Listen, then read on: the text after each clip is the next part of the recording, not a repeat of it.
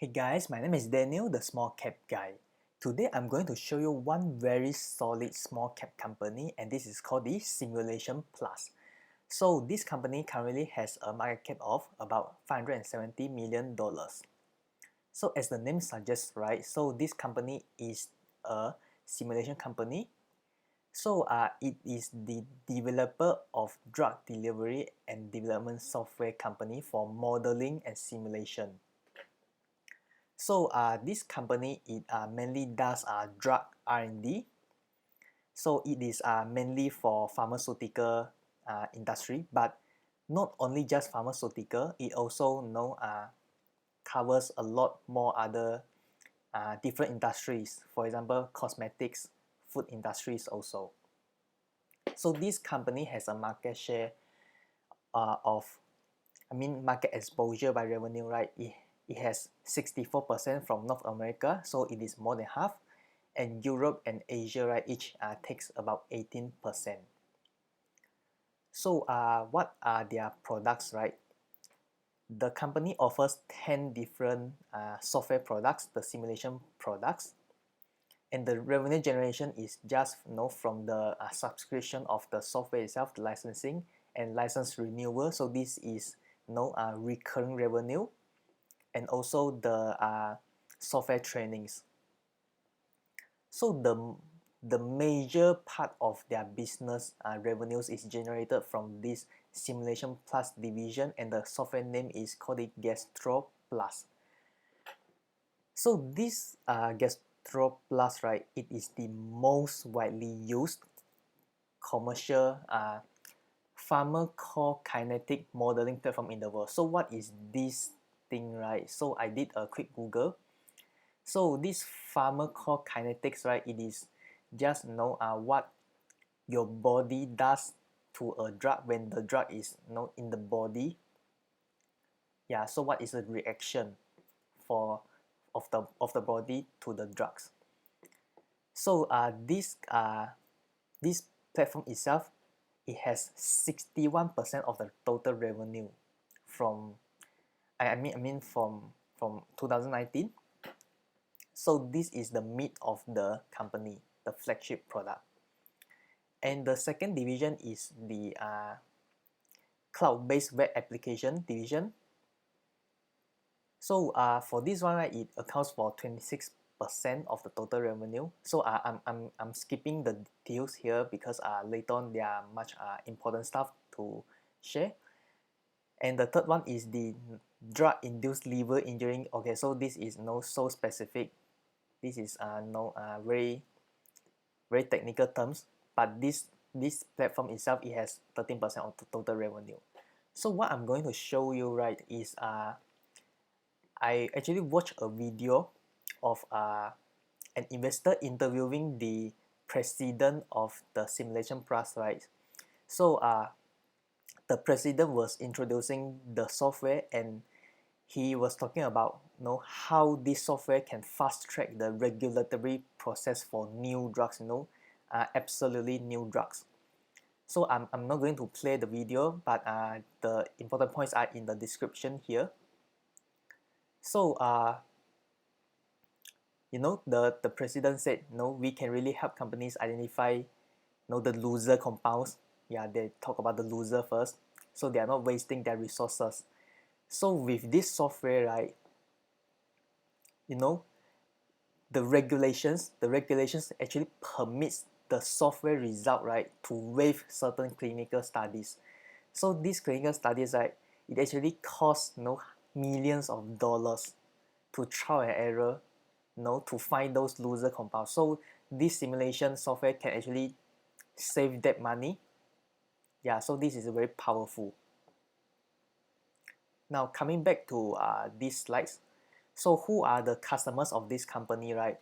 So this company, it has 19 out of 20 pharmaceuticals and biotech companies, the top 20 of them. So the customers are all very big guys, the giants.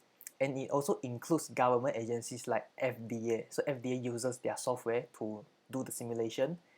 and Japan government agencies also use their products.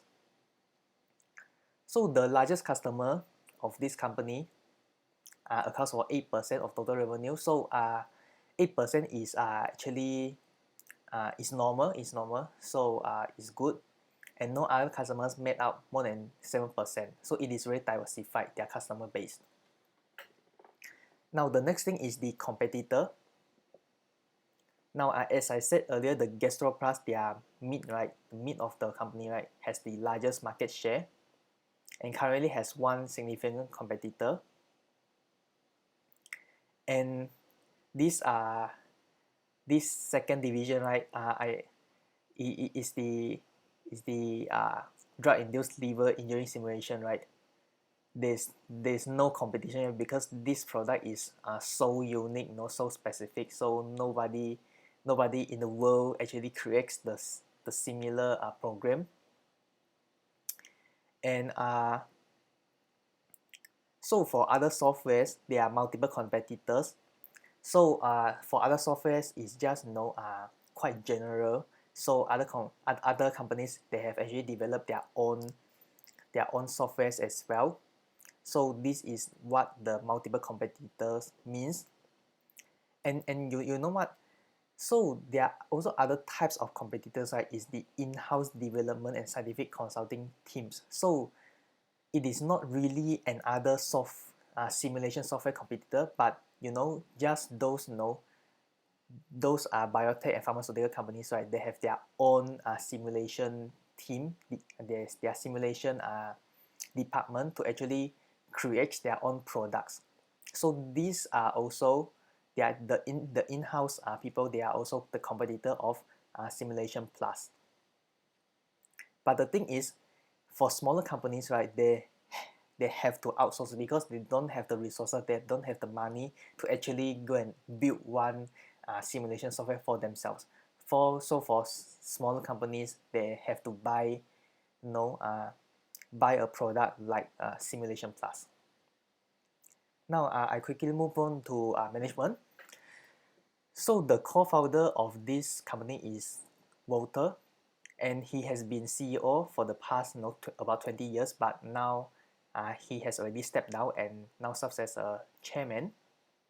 And he himself owns 30% of the company. And current CEO is called Sean. So he is the CEO since 2018. But this CEO, right, he is a hired CEO. Sean, he was not working in Simulation Plus for many years and then climbed up the corporate ladder to become CEO, but instead he was hired directly as an CEO. So actually I'm not quite happy about this, but the thing is the co-founder he's still in the company. So I think this co-founder will actually oversee the performance of this CEO. So this is a good point. Now, there are 20 top institutions. They hold a total of 35% of the equity of the company. So this means that the institutions they have they believe in the company that it will grow in the future. Okay, so the next thing is executive compensation.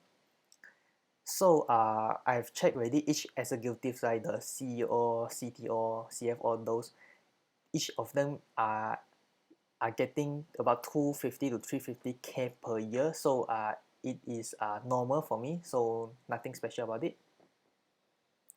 Now the next thing is financials. So this is the financial data for Simulation Plus.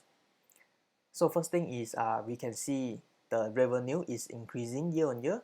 Yeah, so it is very healthy, and the net income is the same, is increasing, and the earnings per share, the trend is an uptrend, very strong, except for this year it dropped a bit, just a bit. So I'm not too concerned about it. So although the earnings per share dropped, right, the operating cash flow, it is increasing every year. Yeah, so you see there's a steady increase every year, as well as the free cash flow. So next thing is the net margin. So net margin is 20 over percent is fantastic. ROE, it is also over 20%. It is really good. The company is growing very good, very well. Then next thing we can see that the debt to equity is actually zero. It has no debt, and the current ratio is very strong, like four times more current asset than the current liability. So it is very strong. So in my point of view, the financials, they are doing really good. Yeah, so nothing to worry about that. Next thing is valuation. So because small cap are meant for growth, so I will look at the earnings per share. So current earnings per share is 0.48, and I will look at the growth rate.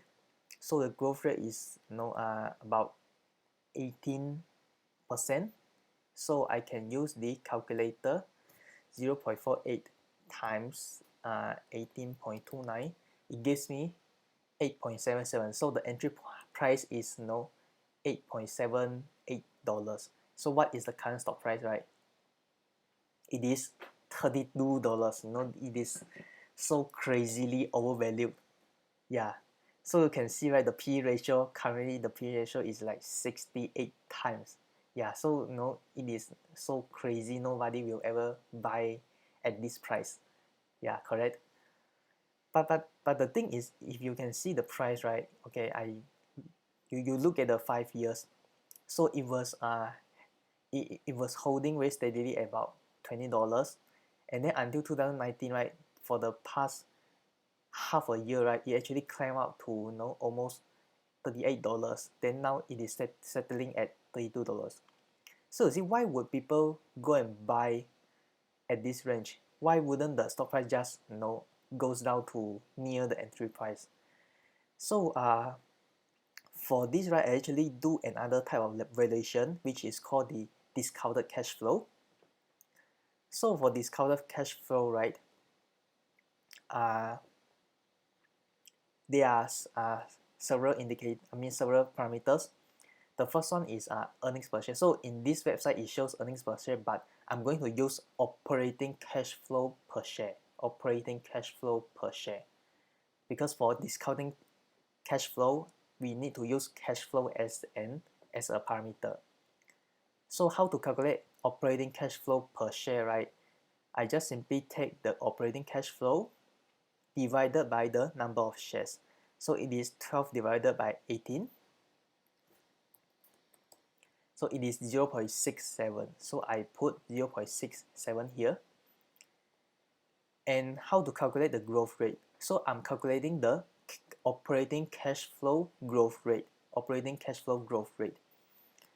So I look at how fast the operating cash flow grows, right? So I will use the compounded annual growth rate calculator. So I can pick a certain period, right? So for this, right, I actually pick 2014. It has a operating cash flow of $5 million, and then until 2019, it has operating cash flow of $12 million.